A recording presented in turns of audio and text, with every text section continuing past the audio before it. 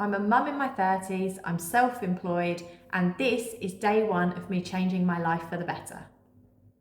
Since having my daughter 3.5 years ago, I have done nothing but get unhealthier, put weight on, sleep less, and generally feel rougher. So I'm making changes every single day to try and get back on track to where I was pre-baby, pre-pregnancy, so that ultimately I can feel healthier and have a much happier life. So if you're like me, where you live in the baggy t-shirts and the leggings that you can pull up over your tum and your bum, and you've got the high socks, yes, this is the style that I tend to wear all the time. Part of it is because of work, the other part is because it's comfy and it's what fits and it's what I can cover up in. So I don't feel great wearing clothes like this, but at the same time I feel better than I would if they were skin tight, which never used to bother me before. But here we are. So my main goal is to become a lot stronger and a lot fitter and a lot healthier. So as a byproduct of that, I know I'm going to lose weight because there is weight that needs to be lost. And I am certainly hoping that I'm going to feel a lot better in my skin and a lot better mentally because of that weight loss and the overall health gain.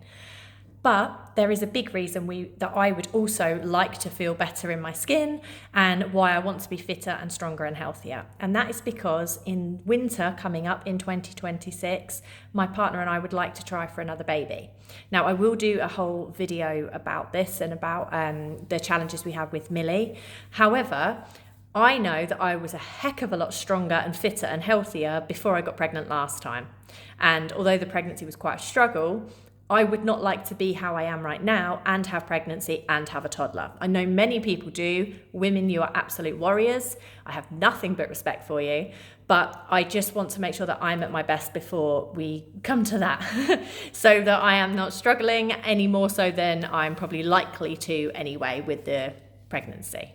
And one of the first things that I'm going to do is I'm going to go and weigh myself so that you can see what I am at the moment, so I can learn what I am at the moment, because I actually have no idea. So I've not weighed myself in probably over a year for good reason. So I'm going to check out what I am now, and then I'm going to figure out some goals and I will share those with you too.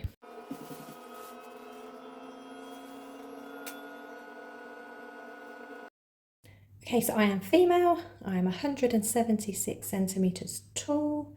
I know because I've just measured myself. I'm 34 years old, and my target weight at the moment, let me work it out, let's have a little look.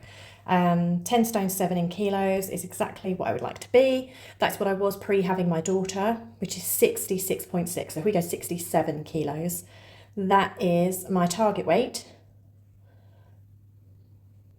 67.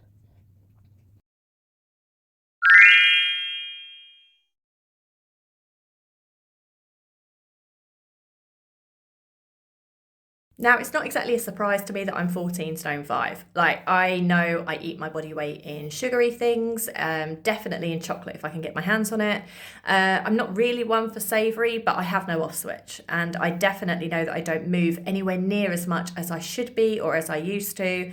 My job is a fairly stationary job nowadays, and I certainly just can't get out like I would like to. So what that does mean is that I need to make extra effort with my food and what I am eating and what's going into my body overall. So there's going to be a huge amount of fresh water going in, as much as I possibly can every day. I'm going to be curbing my caffeine, which is huge because I love my coffee. And the big one is I won't be eating any ultra processed foods.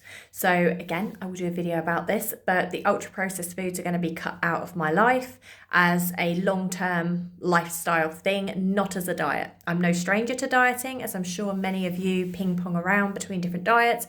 You lose a load of weight, then you put it back on again. And I've even done the Ozempic. I had that for 6 months, which I will do a separate video about what happened and how it went. But as you can see, weight is on. So I'm definitely going to need to make some lifestyle changes that stick, that are for good and not just fad diets. So if this feels like your kind of journey and you'd like to join me on it, then hit subscribe and I will see you in the next video.